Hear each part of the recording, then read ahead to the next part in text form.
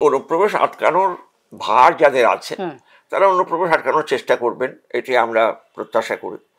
আর দ্বিতীয় কথা হচ্ছে যে অনুপ্রবেশকারীদের হটাতে গিয়ে, অনুপ্রবেশকারীদের চিহ্নিত করতে হুম, গিয়ে হুম, যদি প্রকৃত যারা পশ্চিমবঙ্গবাসী বা ভারতবাসী তাদের যদি হেনস্থা করা হয়, হুম, তো সেটা খুবই দুঃখের। হুম, তার কাছে যদি বৈধ কাগজপত্র থাকে এবং যদি তাদের পূর্বপুরুষ এখানে আছে, এখানে ছিলেন বা এখানে জন্ম হয়েছে, এরকম যদি কোনো প্রমাণপত্র থাকে, তাহলে তাদের তো পুশব্যাক করার কোনো উম, মানে কোনো কথা নয়। হুম, তো সুতরাং তারা এটা যেটা করা হচ্ছে পরিযায়ী শ্রমিকদের ওপর, আমাদের দেশে পরিযায়ী শ্রমিক সর্বত্র আছে। হুম, এদেশ থেকে, আমাদের পশ্চিমবঙ্গ থেকে যেরকম বাইরে যায়, বাইরে থেকে বহু পরিযায়ী শ্রমিক আমাদের কলকাতায় এবং পশ্চিমবঙ্গে আসে।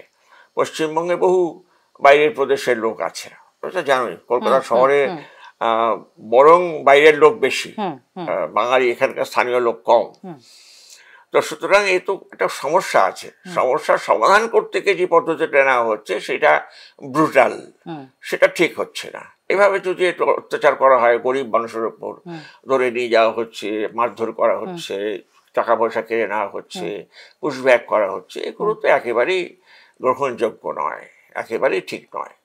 এগুলো সম্পর্কে একটা মানবিক দৃষ্টিভঙ্গি থাকা উচিত।